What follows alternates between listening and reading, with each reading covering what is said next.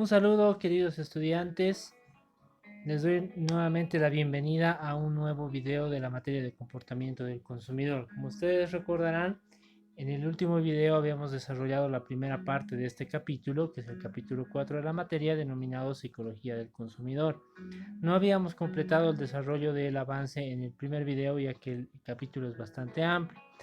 Es así que en este video vamos a continuar precisamente con la explicación de este capítulo desde el punto donde nos habíamos quedado la última vez. Vamos a hablar de lo que es la lógica del comprador.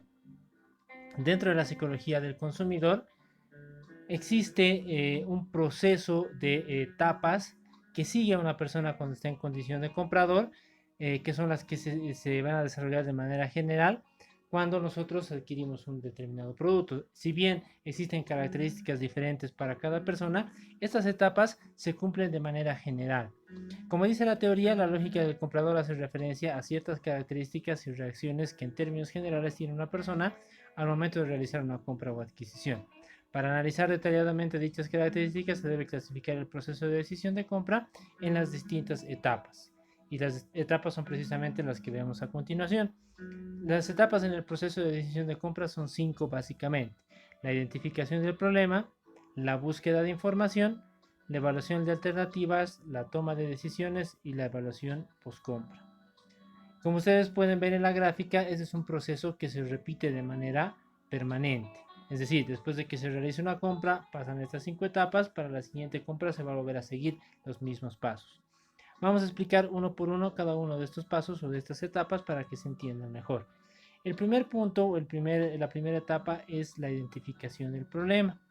Es decir, cuando nosotros reconocemos nuestras necesidades. Recordemos, como habíamos mencionado en un principio de la materia y de este capítulo, que cuando una persona está en posición de comprador o va a adquirir un determinado producto, lo hace movido por la necesidad de satisfacer, valga la redundancia, una necesidad específica, ¿no? Todas las adquisiciones o la intención de adquirir un producto nace precisamente cuando nosotros identificamos una necesidad. Entonces el primer punto evidentemente es este, ¿no? Identificar cuál es la necesidad que nos mueve a adquirir un determinado producto. En otras palabras, definir la diferencia entre un estado actual y uno deseado. Es decir, cómo estoy yo en este momento y cómo quisiera estar. La necesidad que vamos a buscar satisfacer va a cambiar el estado actual por el estado deseado. Dentro de la identificación del problema se pueden determinar dos tipos de razones por las cuales se genera una necesidad: los estímulos internos y los estímulos externos. Los estímulos internos se refieren a aquellos elementos que nacen como una necesidad generada por el propio consumidor o el comprador, ¿no? Se puede generar una necesidad por hambre, por sed, las necesidades normales de una persona que se buscan satisfacer, ¿no? De seguridad, etc. Los estímulos externos, por otra parte, son elementos que influyen y generan una necesidad. Recordemos que en algún momento habíamos mencionado que las necesidades se pueden generar o pueden ya existir, ¿no es cierto? Es decir, en otras palabras, las necesidades nacen o también se hacen. Los estímulos externos precisamente se enfocan en este punto en definir que existen necesidades que se crean a través de la influencia de algunos elementos. Por ejemplo, la publicidad en televisión o en las redes sociales, los anuncios que podemos ver en revistas, en imágenes, pues eslogans en la radio, estímulos en el entorno en general, ¿cierto? Ver a una persona con un determinado producto o tener experiencia con un producto que haya sido proporcionado por alguien más, genera una necesidad que va a dar inicio a un deseo o una intención de compra.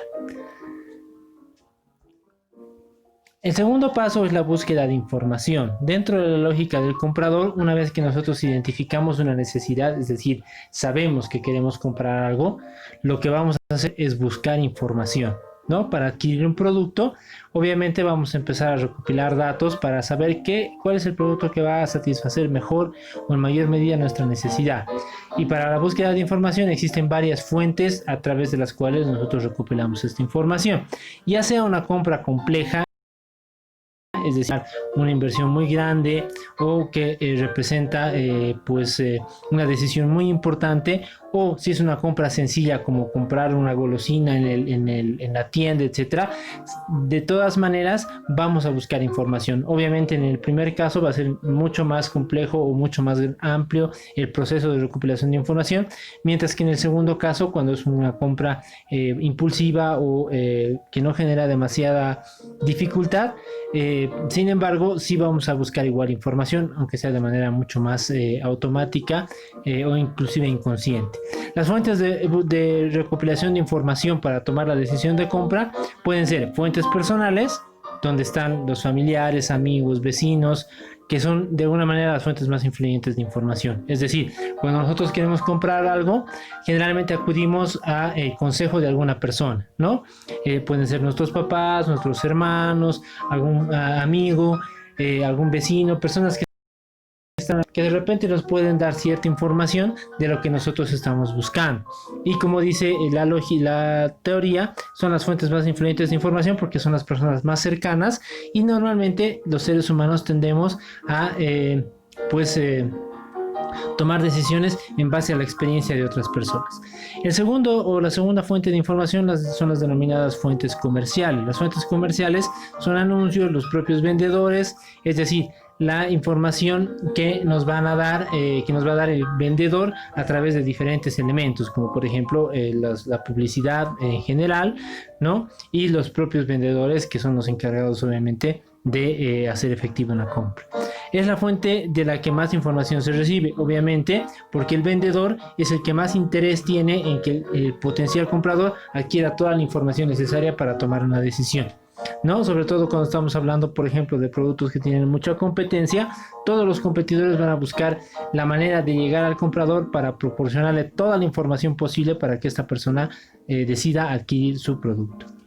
Otra fuente de información, que vendría a ser la tercera, son las fuentes públicas, medios de masas, grupos calificados de consumidores. ¿A qué se refiere esto? Las fuentes públicas es información que está a la mano de cualquier persona, ya sea por medios de comunicación, redes sociales, etcétera, pero no del vendedor directamente, sino de personas que van a tener la función de ser influenciadores o transmisores de esta información a través de, bueno, los diferentes medios como ya mencionábamos, ¿no? Por eso se llama medio de masas, porque es una información que adquirimos por una gran cantidad de información que recibimos a través de los diferentes medios.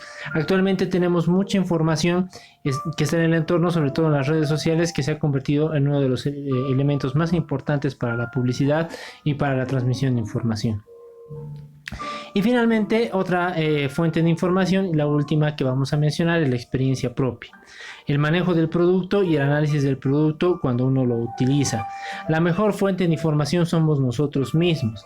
Si nosotros ya hemos adquirido un producto, obviamente al tener la experiencia con el mismo, vamos a tener información que va a ser la más importante, porque obviamente la información que nos llega de terceras personas, ya sea fuentes personales, comerciales o públicas, está en función a la perspectiva que estas personas tengan sobre el producto, que no es la misma que la perspectiva que nosotros mismos vamos a tener sobre el producto. Entonces, cuando una persona ya tiene experiencia de uso con un determinado producto, obviamente tiene una información que está relacionada precisamente con la necesidad que yo quiero satisfacer. Entonces, lógicamente voy a tener una información mucho más clara. Obviamente, la experiencia propia solamente se da a partir de una segunda compra hacia adelante. Cuando compramos por primera vez, no vamos a poder recopilar información desde esta perspectiva porque nunca hemos utilizado el producto. Bien, continuando con las etapas en la lógica del comprador, la tercera es la evaluación de alternativas. Recordemos, la primera era la identificación de la necesidad. Una vez que hemos identificado la necesidad, la segunda es la búsqueda de información. Una vez que hemos recopilado toda la información necesaria, entonces ya tocará hacer una evaluación de todas las alternativas. Es decir, vamos recopilando información del producto en de diferentes fuentes, y obviamente de varios productos que podrían satisfacer nuestra necesidad, ¿no? Es decir, un producto que tenga competencia, ya sea directa o indirecta, y nosotros tendremos que tomar una decisión en función a esto. Para ello vamos a evaluar todas las alternativas que tengamos en función a la información que hemos recopilado, ¿no? ¿Cómo vamos a evaluar estas alternativas? A través de los siguientes elementos. los atributos del producto, es decir, evaluación de la calidad, el precio, sus funciones, etcétera. Es decir, identificar las características del producto y qué tan bueno es para satisfacer la necesidad que yo estoy buscando.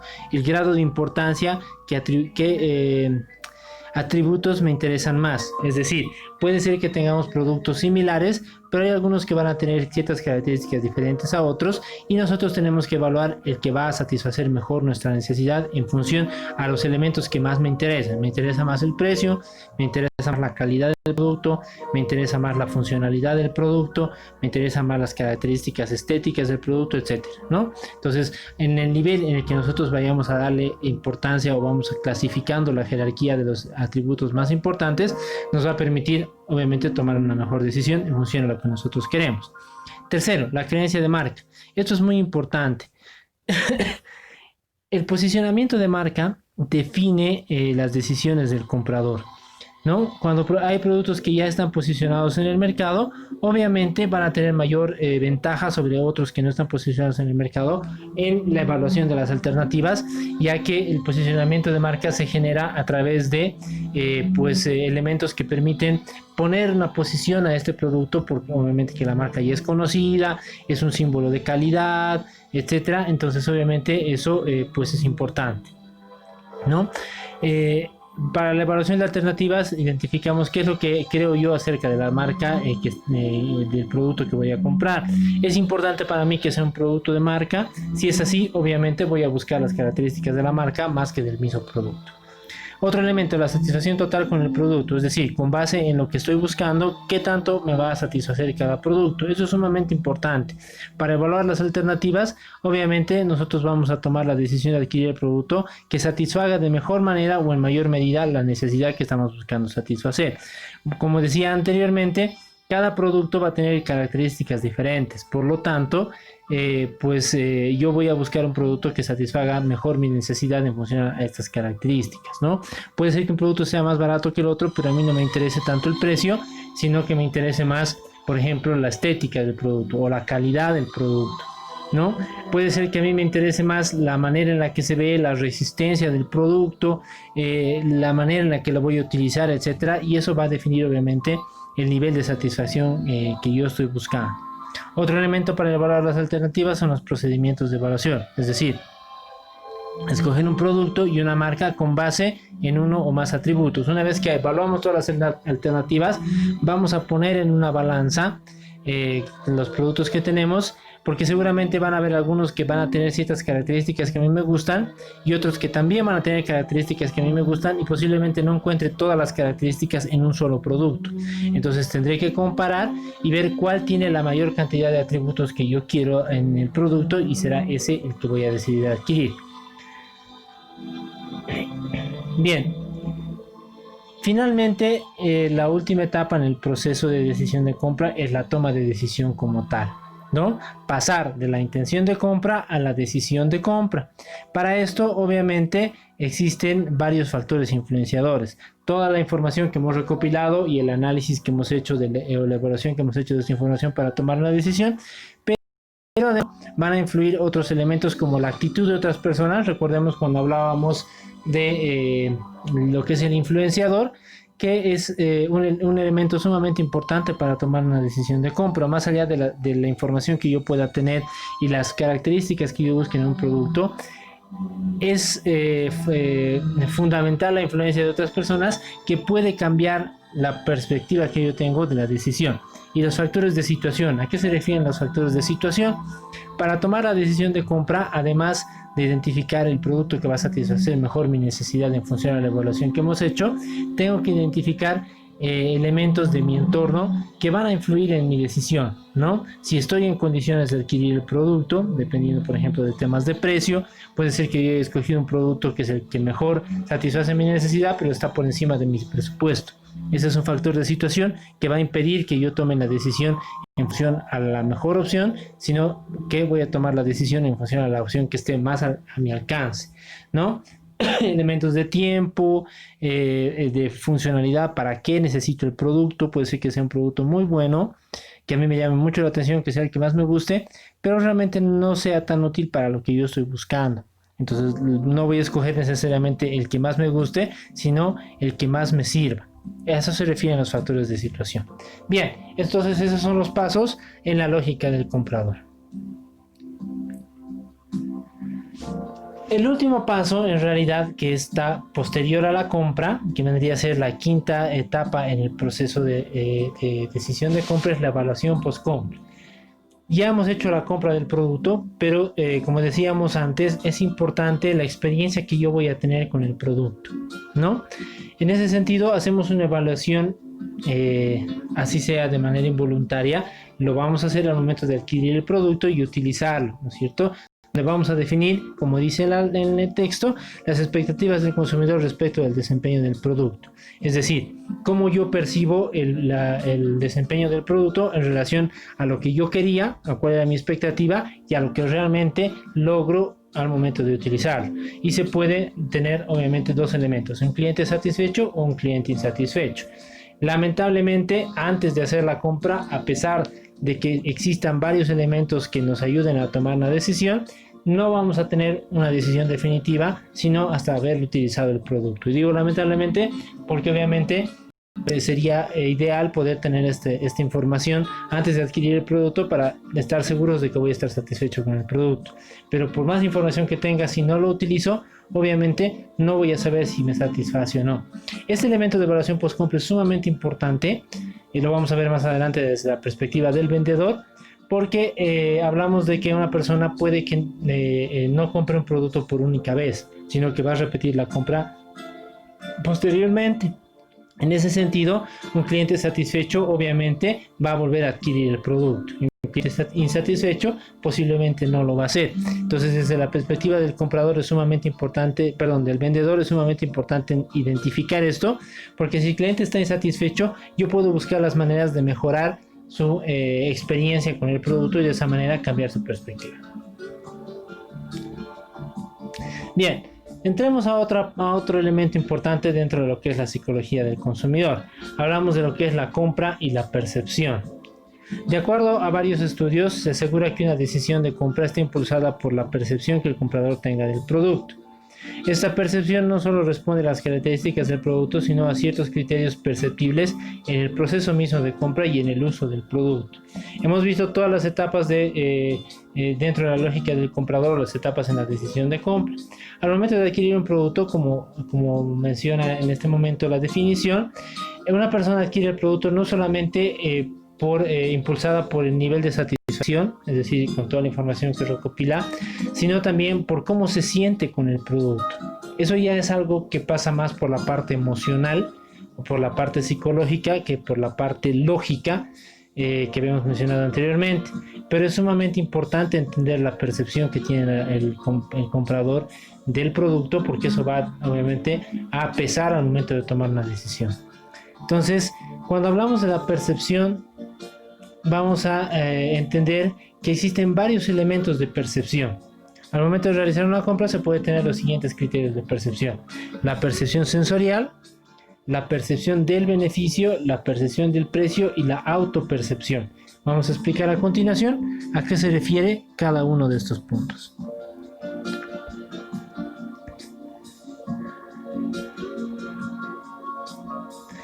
La percepción sensorial, como dice su nombre, tiene que ver con los sentidos. Todos los seres humanos perciben, procesan y asimilan un producto a través de la percepción del mismo por medio de sus 5 sentidos, ¿no? Estamos hablando del olfato, el gusto, el tacto, etc., ¿no?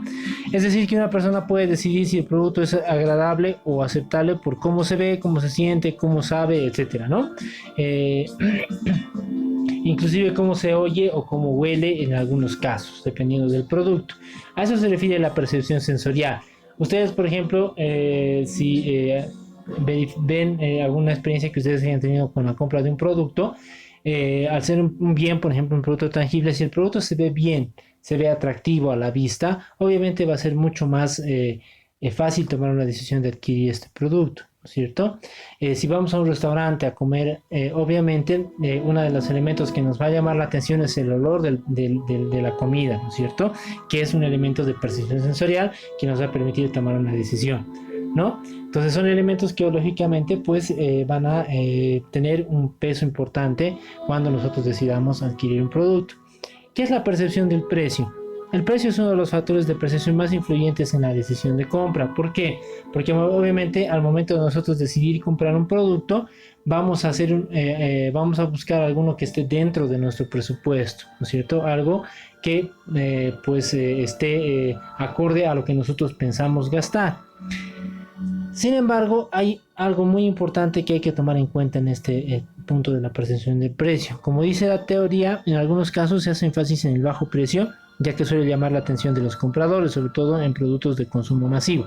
Es decir, cuando nosotros adquirimos algún producto que compramos con frecuencia, si encontramos un producto más barato, posiblemente lo vamos a comprar. Por ejemplo, productos de primera necesidad como productos de higiene, papel higiénico, shampoo, jaboncillos. Si bien tenemos una preferencia por alguna marca, etcétera, solemos a veces cambiar nuestra decisión de compra porque encontramos un producto más barato, porque encontramos una promoción por un determinado producto, etcétera.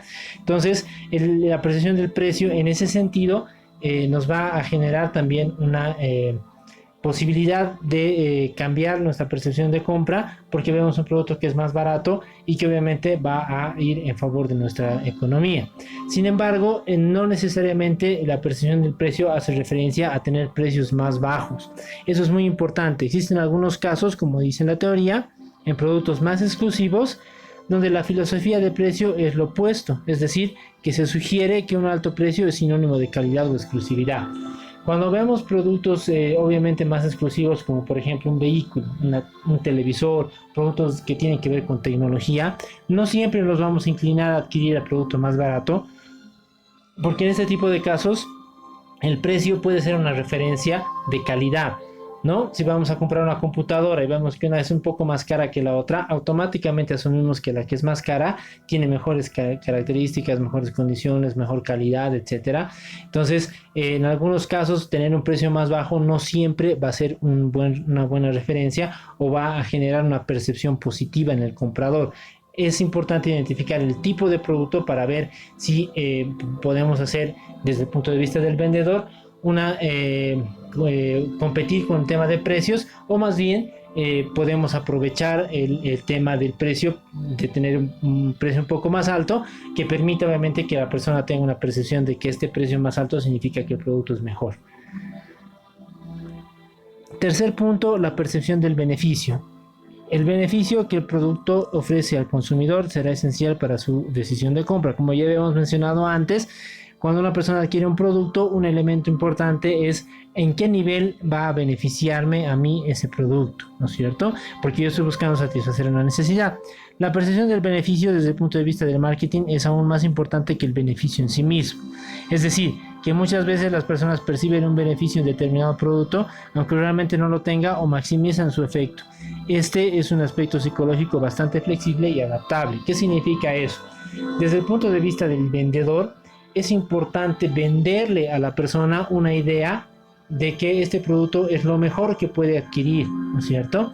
A eso se refiere el hecho de que la percepción del beneficio es mucho más importante que el beneficio en sí mismo. Es decir, para vender un producto nosotros tenemos que convencer a una persona de que los beneficios que tiene son los más grandes que va a encontrar, ¿no es cierto? Más allá de que realmente el beneficio sea verdaderamente ese, ¿no?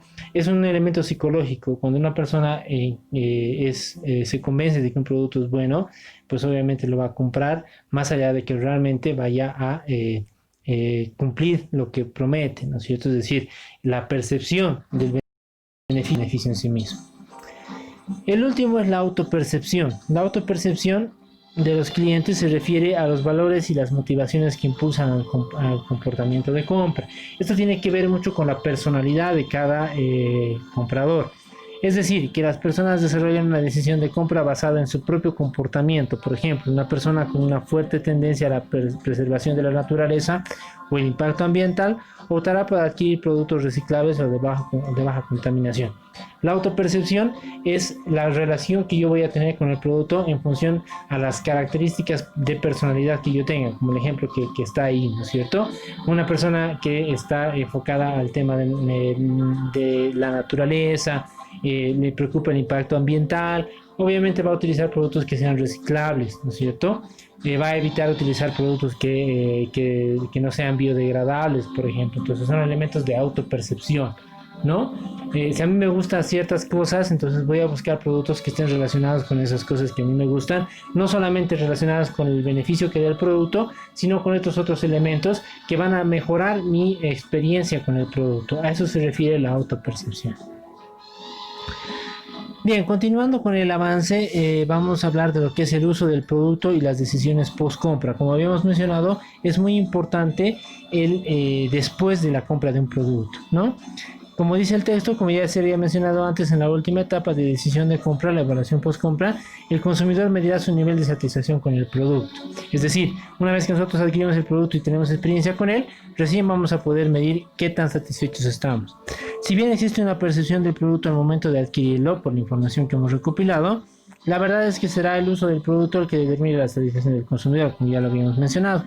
Es importante que el vendedor enfoque su potencial de venta también después de ella y no solo antes, ya que de la verdadera satisfacción del consumidor definida en el proceso post-compra dependerá la decisión de repetir esta adquisición o cambiar. Eso es sumamente importante, ¿no? Como decíamos, el proceso post-compra es importante, o post-venta, si quieren verlo desde la perspectiva del vendedor, porque pues si una persona se siente satisfecha con su producto, obviamente va a decidir volverlo a adquirir, y si no se siente satisfecha con el producto, obviamente va a tomar la decisión de cambiarlo. Entonces no solamente es vender el producto, sino buscar información del comprador para ver si realmente ha estado complacido o satisfecho con el producto. Aquí tenemos una gráfica que nos indica precisamente eso, ¿no es cierto? Mientras mayor sea el nivel de satisfacción, que es el eje que está en la parte de abajo, también mayor va a ser la decisión de compra. Es decir, mientras más satisfecho esté con un producto, mayor probabilidad de adquirirlo o de volverlo a adquirir voy a tener. Continuamos con el tema del uso del producto y las decisiones post-compra. Si bien la decisión de repetir la compra está basada principalmente en el nivel de satisfacción, como ya mencionábamos, también existen otros factores de influencia que pueden afectar en esta decisión post-compra. Es decir, además del nivel de satisfacción, también hay otros elementos que van a influir para repetir una compra. Por ejemplo, el servicio postventa, la atención al cliente y la fluctuación del precio. Además de la satisfacción con el producto, puede ser que a mí me guste mucho el producto que he adquirido. Si la atención que me han dado ha sido mala en el lugar donde he ido a comprar, lógicamente no voy a repetir esa compra, no por el producto, sino por el servicio adicional que es la atención al cliente. El servicio postventa tiene que ver con garantías o algún otro tipo de elemento, algún valor agregado que me den después de adquirir el producto. Que yo pueda tener, como decía, una garantía con el producto, que pueda tener alguna ventaja al adquirir otra vez el producto por haberlo adquirido antes, etcétera, ¿no? Y la fluctuación del precio. La fluctuación del precio es importante. Si el precio varía demasiado, por muy satisfecho que esté con el producto, si la próxima vez que vaya a comprarlo va a ser mucho más alto el precio, o va a cambiar permanentemente, entonces va a haber un momento en que voy a decidir dejar de comprar porque no tengo garantía de que el precio siga siendo el mismo a través del tiempo. Es justamente lo que mencionábamos, la fluctuación del precio. El precio de un producto puede modificarse en el transcurso del tiempo. El consumidor repetirá la compra si considera que la fluctuación del precio es equitativa en cuanto al beneficio que recibe. Si aumenta el precio de un producto, pero yo estoy convencido de que el beneficio que me da es bueno, entonces obviamente lo voy a comprar a pesar de que vaya a cambiar el precio. Si cambia de manera constante y no me da ningún otro beneficio, entonces obviamente voy a dejar de comprarlo. La atención al cliente, como decíamos, el consumidor considera repetir una compra si en el momento de realizar la anterior adquisición recibió un trato justo, amigable, oportuno, etc. Y el servicio postventa es posible más bien incrementar el nivel de satisfacción del consumidor con el producto, ofreciendo atención a sus necesidades en la etapa del uso del producto. Será fundamental satisfacer necesidades como la resolución de dudas, ayuda con el uso adecuado del producto, reemplazo del producto en casos especiales y proporción de productos adicionales, ¿no? ¿A qué se refiere esto? El servicio postventa, cuando nosotros adquirimos un producto, posiblemente no sabemos cómo utilizarlo. Entonces, si nos dan la posibilidad de darnos información, de que vaya una persona a instalarnos el producto o que nosotros tengamos la posibilidad de adquirir mayor información sobre él, obviamente pues vamos a estar mucho más satisfechos con el producto. La resolución de dudas, como dice ahí, el reemplazo del producto en caso de que por alguna razón haya llegado dañado, etcétera, es un elemento muy importante. Y la posibilidad de adquirir productos adicionales, es decir, hay algunos casos en los que los productos pueden tener algún tipo de productos complementarios, ¿no es cierto? Entonces, si yo tengo la posibilidad de adquirir estos productos complementarios más adelante, también es un elemento a favor del producto en el proceso post-compra.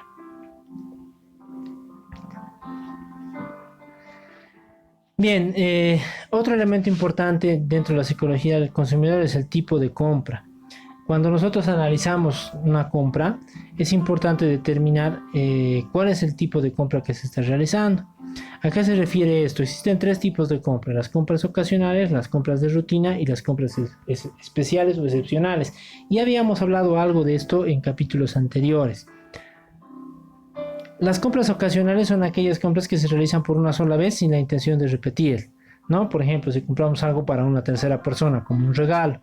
En estos casos se debe tratar de influir específicamente en el nivel de satisfacción inmediato, es decir, la pre-compra, ya que la satisfacción post-compra es casi irrelevante. Como nosotros no tenemos intención de comprar el producto de nuevo, obviamente no vamos a tener, no va a haber la necesidad de que el vendedor haga un seguimiento al proceso post-compra. Entonces es importante en compras ocasionales, es decir, cosas que compramos eventualmente, que se haga énfasis en el momento de la compra o la satisfacción inmediata.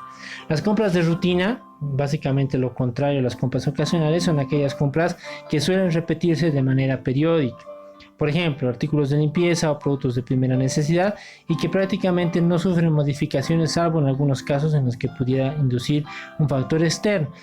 Las compras de rutina son cosas que compramos frecuentemente, ¿no? Como el ejemplo que dábamos, ¿no?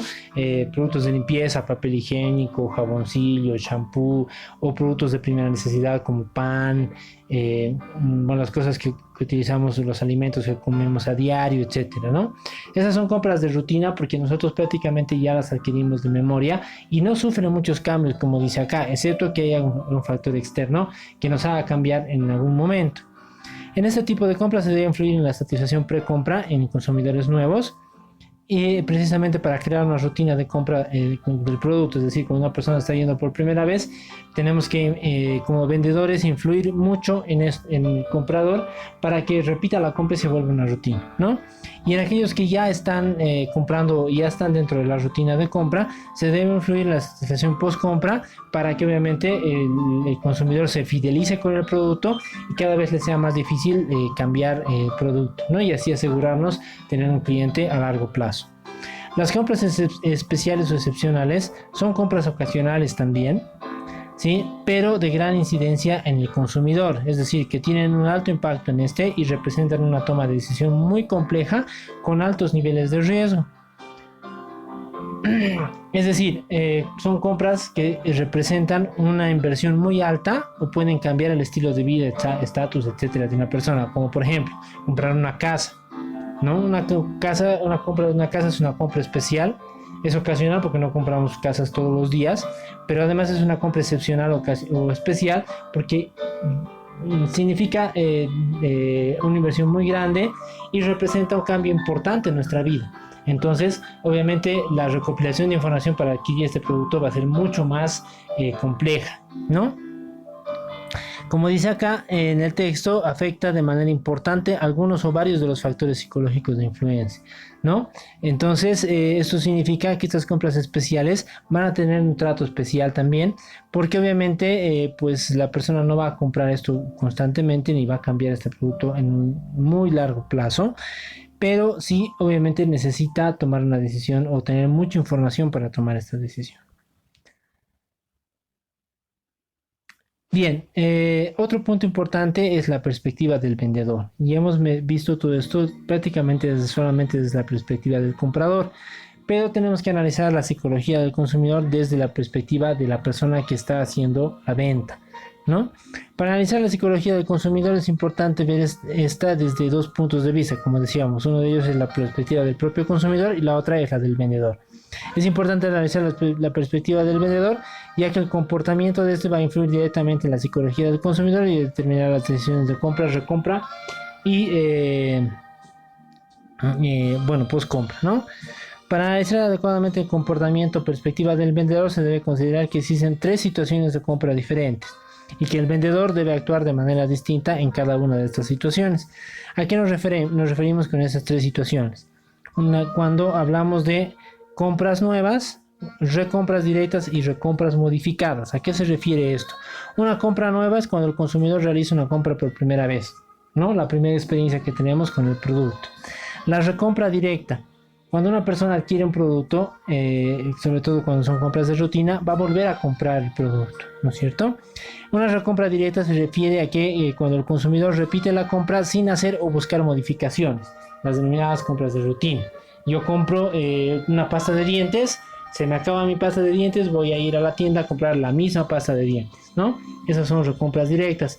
La recompra modificada tiene una característica especial, es una recompra igual, es decir, el consumidor va a volver a comprar o va a repetir la compra, pero puede buscar realizar modificaciones en relación a su compra anterior. ¿A qué se refiere esto?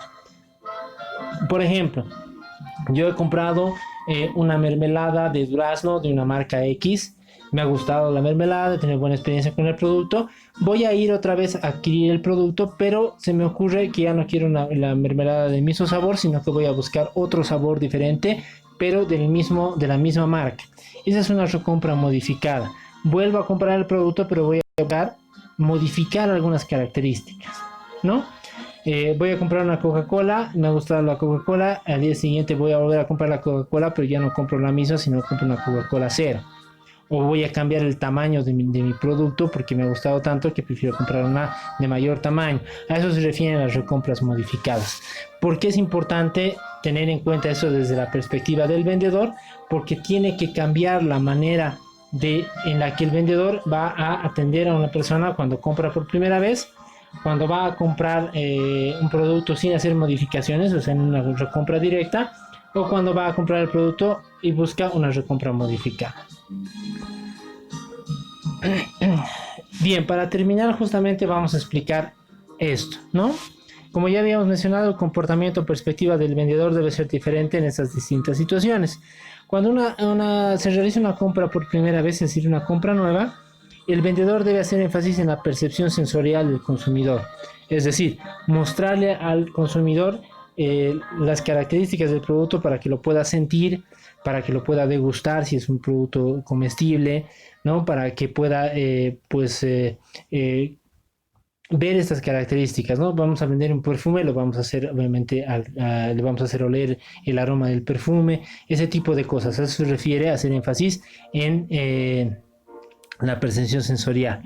Por otra parte, se debe proporcionar toda la información posible del producto y del mismo vendedor para incentivar al comprador a repetir la compra en caso de compras de rutina o fidelizar a largo plazo en caso de compras ocasionales o especiales. Si es una compra de rutina, lo que vamos a buscar con una persona nueva es que justamente se le vuelva una rutina. Para eso, el vendedor tiene que darle toda la información posible y convencer a esta persona de que la compra que está haciendo es la mejor compra que puede hacer. Si son compras especiales o ocasionales, si bien el comprador no va a repetir esa compra en un buen tiempo, tenemos que dejar una buena impresión para que esa persona de aquí a mucho tiempo decida volver a comprar el producto, se acuerde de el proceso o la experiencia que ha tenido al momento de comprar y pueda volver, o también pueda ser un influenciador para otras personas y pueda animarlos a comprar en el mismo lugar, ¿no? En el caso de la recompra directa, se debe explotar al máximo la situación post-compra para mantener la fidelización del comprador. Es decir, cuando una persona compra nuevamente el producto sin hacer modificaciones, es importante no perder de vista que esa persona en algún momento puede cambiar de decisión. Al hacer compras de rutina, es decir, automáticas, ya no se genera una percepción de fidelización con el producto. Simplemente lo compramos porque estamos acostumbrados a comprar. Si de repente aparece otro producto que nos parezca mejor, si no estamos fidelizados con el producto, entonces vamos a tener una facilidad muy grande de cambiar el producto. Entonces, en las recompras directas, pese a que ya hay una rutina, no tenemos que perder la fidelidad del consumidor, porque obviamente por el mismo hecho de ser una rutina, esta persona puede cambiar fácilmente de decisión. En las recompras modificadas, proporcionar varias alternativas al consumidor para satisfacer su necesidad de modificación. Hacer énfasis en el servicio postventa para conocer las expectativas del consumidor respecto de productos de reemplazo. Hacer propuestas a tiempo y estar siempre actualizado. ¿A qué se refiere esto? Cuando una persona hace una recompra modificada, es decir, tiene fidelización con el producto, pero quiere probar nuevas alternativas, tenemos que estar como vendedores a la vanguardia de ello, ¿no es cierto? Proporcionarle toda la información para que esta persona vea que sí tiene alternativas con la misma marca o con el mismo producto y pues pueda satisfacer esa necesidad de querer cambiar algunos elementos del producto sin alejarse de la marca. Porque obviamente si una persona quiere modificar su compra, es muy posible que si nuestro producto no le da esta posibilidad, vaya a cambiar de producto o de marca. Entonces es importante desde el punto de vista del vendedor, en una recompra modificada, darle todas esas posibilidades al comprador. Bien, con esta presentación hemos llegado al final del capítulo. Espero que toda la explicación haya sido de su agrado y que les haya servido para poder entender el capítulo. Muchísimas gracias y nos vemos en una próxima oportunidad.